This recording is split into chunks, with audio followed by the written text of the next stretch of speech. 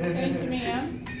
Our next speaker is a trailblazer in this club. She is burning on the Pathways path of dynamic leadership. She has reached level 3, which is no feat. She is starting that level 3, and she's talking about the art of negotiation. So Janya Athmacurry is here to present her next speech from this path. Level 3, speech 1, don't be shy. So give her a warm welcome.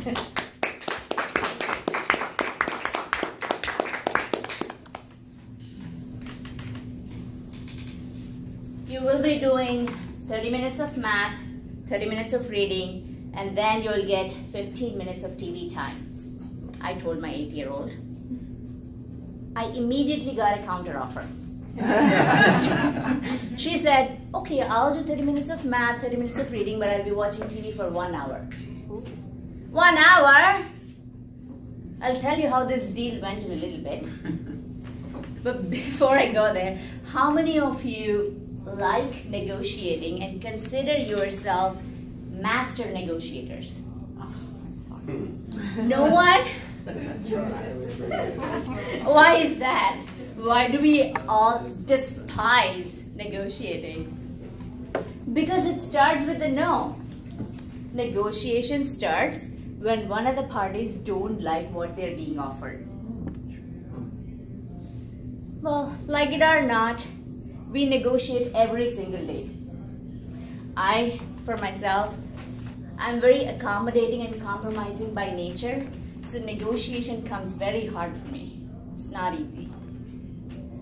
So over the years, I've tried several things. I've practiced negotiation, and I came up with a simple 3-pronged approach on how to deal with negotiations. It's preparation, something called negotiator's remorse, and the next one is applying tactical empathy to your conversations. Well, this all sounds a little bit complicated and convoluted, but it's not. I've recently applied this approach to one of the situations at work. I had an opening on my team and I'm supposed to hire a senior analyst. So I'm done with all my interviews. I finalized one of the candidates and I got to the fun salary negotiation part.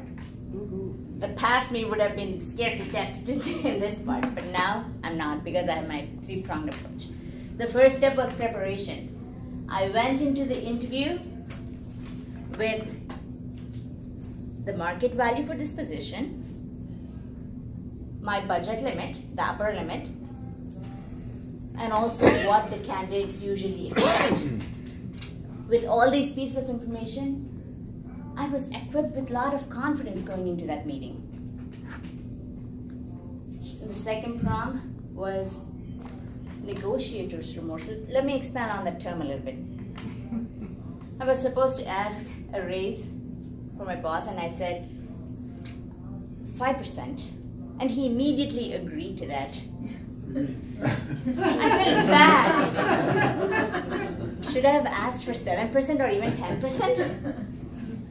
That's exactly the remorse we were talking about. Ask for more than what you want. And in this case, I went into the interview offering less than market value so that I don't suffer from the remorse I was talking. And the third prong was applying tactical empathy in our conversations. So I heard what the candidate had to say, and I said, I hear what you're saying. I understand your justification that you have a superior skill set, but this is what I have to offer, and we'd love to have you and your skill set on the team. And it worked. Now I have a senior analyst with a superior skill set on my team. Well, on the other hand, I took the same strategy and applied it home. I'm trying to convince my husband to take me to Europe for spring break. 3 prongs again. Preparation. I went in saying why we deserve this vacation and why Europe is the best place to go. Second prong, I asked for more than what I want. I said, let's go on a 10-day cruise to Europe, hoping I would get either the cruise part or the Europe part. Third part, applying tactical empathy in our conversation. I heard what he had to say intently. I listened to his other choices.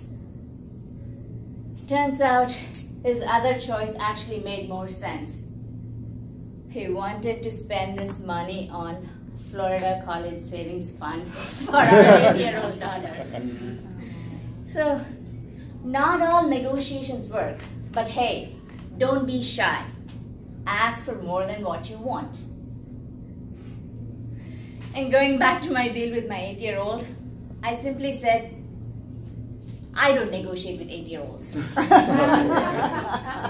She stormed out of the room saying, you are the worst mom on the entire planet. What did I say? Not all negotiations work. Thank you.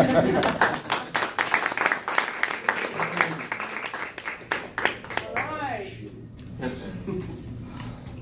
We got a minute on the clock, please.